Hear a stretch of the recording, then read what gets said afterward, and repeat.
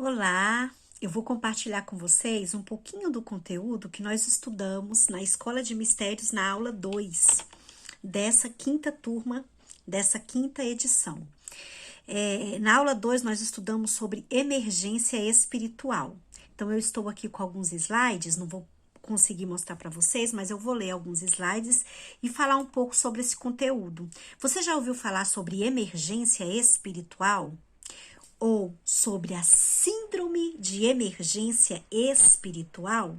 O que vem a ser síndrome de emergência espiritual? Bom, o próprio nome emergência já diz, algo que emerge. E quando a gente fala de emergência espiritual, nós estamos falando de uma abertura espiritual, algo que acontece com a pessoa que emerge no campo espiritual. A emergência espiritual, portanto, é uma situação de emergência que a pessoa passa no sentido, no campo espiritual, no aspecto espiritual de sua vida.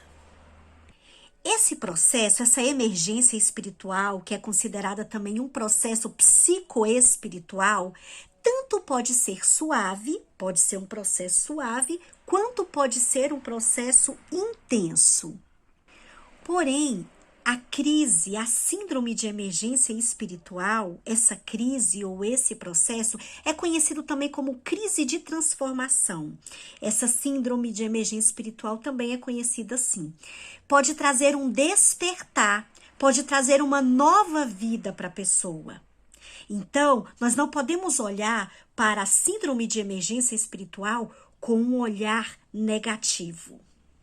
Para esse estudo que nós fizemos na Escola de Mistérios, nós trouxemos alguns autores como Roberto Assagioli, David Lukoff e Cristina Groff e Stanislav Grof.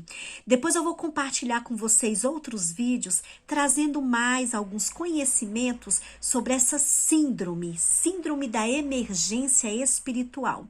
E aí vocês vão me dizer se vocês já passaram por essa crise de transformação ou não. É algo muito mais comum do que a gente imagina. E esse conhecimento eu aprendi na psicologia transpessoal, na pós-graduação que eu fiz aqui na Unipaz, do Distrito Federal, no ano de 2015. Então, aguardem para os próximos vídeos.